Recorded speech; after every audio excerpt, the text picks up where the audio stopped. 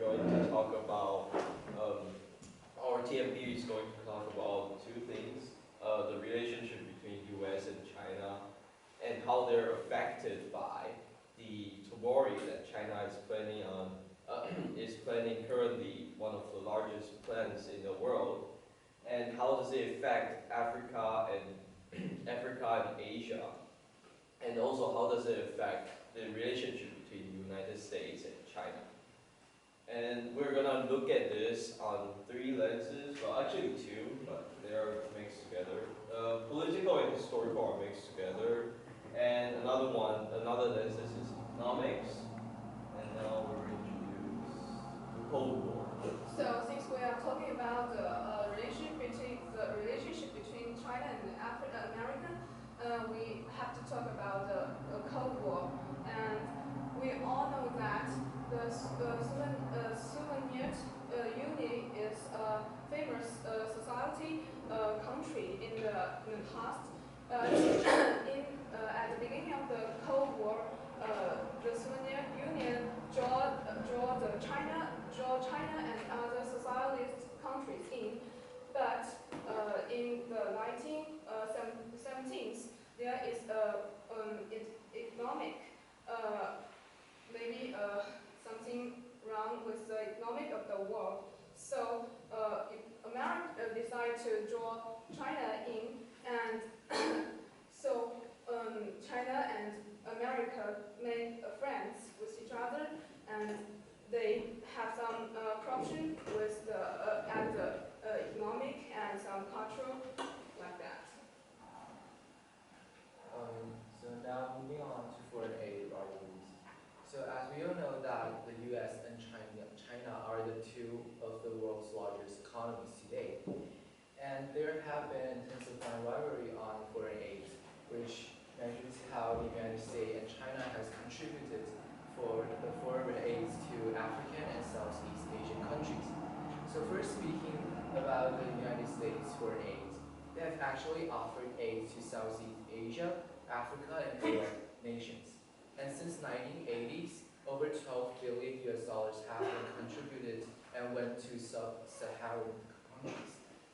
However, Trump has decided to propose a cut on foreign aid, while China has decided to boost the progress of the One Belt, One Road initiative in order to provide more foreign aid to countries in Africa and in Southeast Asia.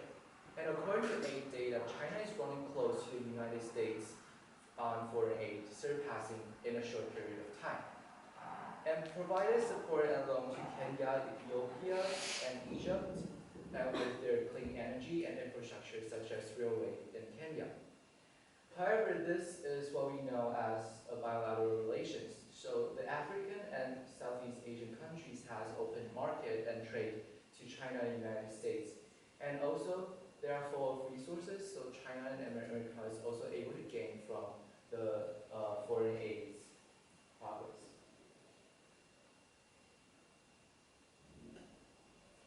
So the trade war, as you know that in 2018, Trump made presented maybe something like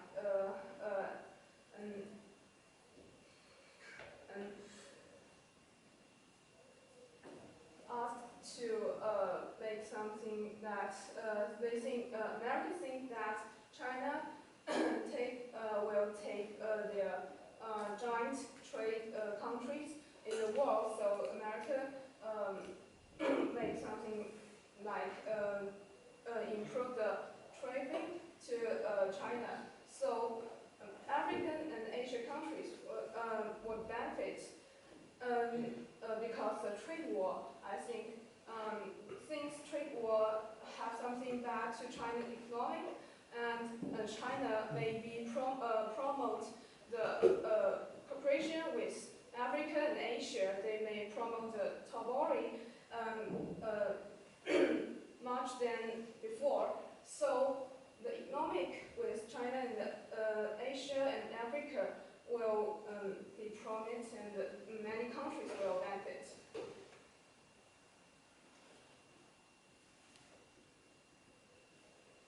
Well, now that we have finished finished talking about the good things about Tabori and how it can seriously benefit African countries and Asian countries and how it can help China to become the world's best, the world's top economy in the world's top economy.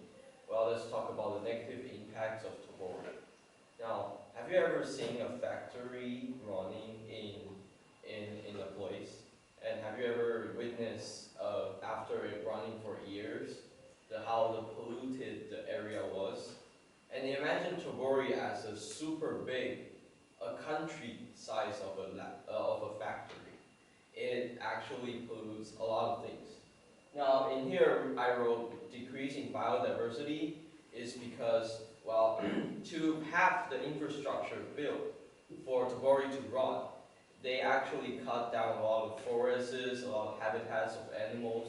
That actually decreases the biodiversity of that region, which is what a lot of scholars are worrying about African and Asian countries, of losing their characteristic as a unique place, unique region. And also, it has depleted the natural resources of the country, which is like, well, for China, it doesn't have much harm to it because most of the infrastructure was built on other countries. But for the other countries, it's actually seriously impacting their lives and actually depleting their power, their strength as a country. Yeah, and well, and now let's talk about the political impact of Tabori. Well, the political impact of Tabori is really strong when considering the bonds between China and Africa have been stronger than ever today. However, there are some downsides to that. For instance, like the Sri Lanka port incident, which is like one of the African countries owing a lot of land. One of the South Asian country owing a lot of money to China, resulting them having to loan or even selling their own land to China for almost permanently. While this could cause a serious doubt and concerns to what China is actually doing with Tabori, because some people think they're actually promoting a really kind of new colonialism, which is just taking other countries' land. And also another interesting fact is that African countries owe China $5 billion of debt annually.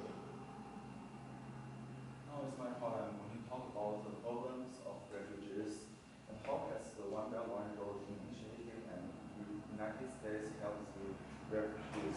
The United States have been involved in conflicts with both Asia and Africa throughout the 20th century.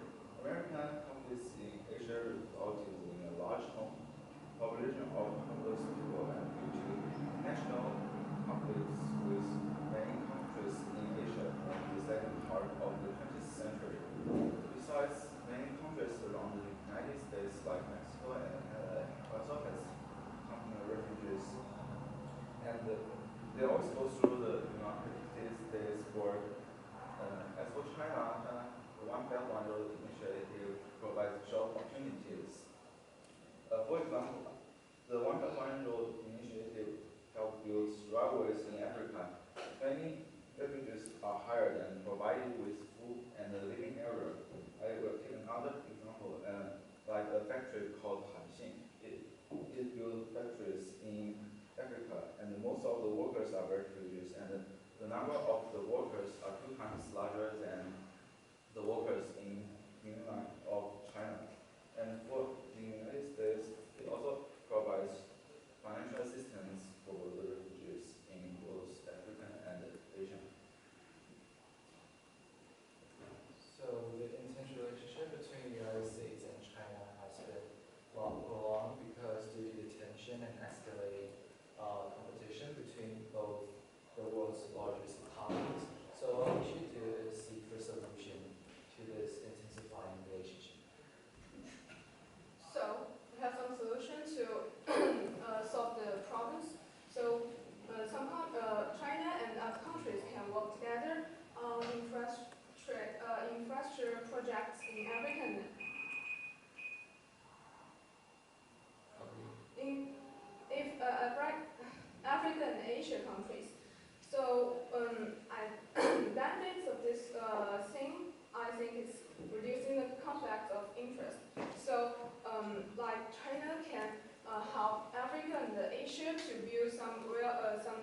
some building like railways or the bridge, and Africa and Asia can serve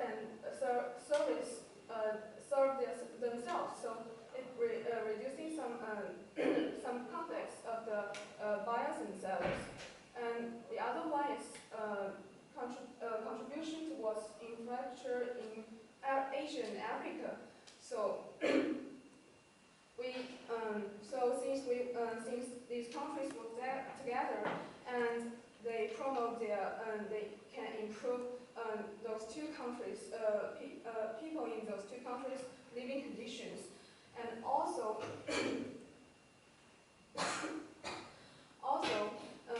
it can exchange resources like oil and like oil and gas. Now I'm going to talk about civilization. Like the concept of political treaties without effective collaborations, failure, and intensifying situation were accord. So the second solution that we had is to encourage skilled personnel and students to travel abroad for learning experience and to improve the relationship of people among two countries. And there are sure benefits and limitations to this solution. So first, it will reduce the potential misunderstanding between the two countries, and that will be a very big benefit for both of the countries to improve their relationship. But this limitation will be that there is only a small portion of people that are able to travel abroad, and also there might be a disagreement between the people and the government, and which might cause more interest and conflicts. Now we believe the optimal solution is solution 2, which is sending students abroad to United States. For 2 reasons.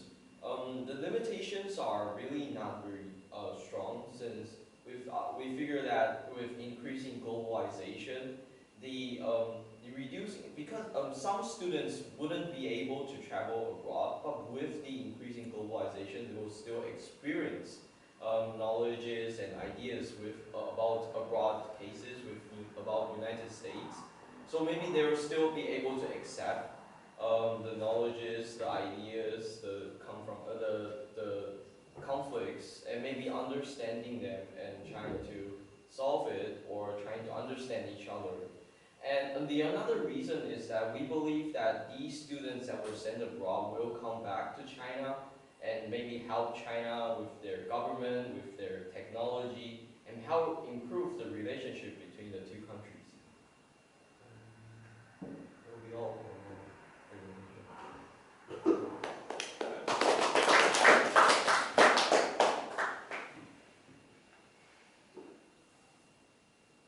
Okay, guys.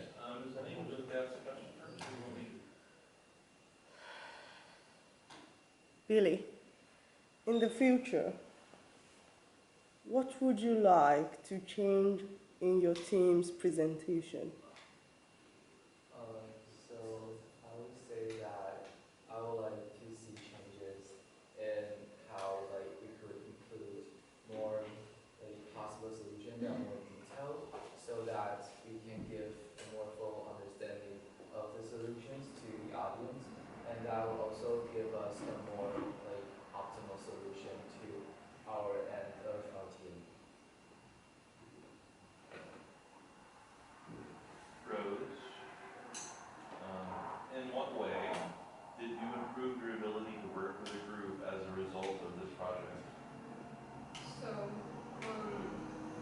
I made some. With our group members working there, we own PPT, and so we can organize our PPT together and put some slides in one PPT, and we practice together. So we don't work well, I think, but I think practice makes perfect. Cedric, what was the strongest counter-argument that your team members or your team discussed about? like for the optimal solution, or The counter-argument. yeah, I mean for everything, or For the relationships between for the impact of Tilbury on other continents? Well, I think the greatest counterargument is that the environmental destruction and how it affects the other countries. And well, people always say that Tabori is really helpful and really trying to boost other countries' economy. But I believe that, except for economy, there's still a lot of things to care about. Well, including the environment, including the education. Well, if you constantly push the Tabori app project, maybe you will dealt even bigger, stronger, like after effect for other countries to experience. So maybe at that point, keep on improving economy won't even matter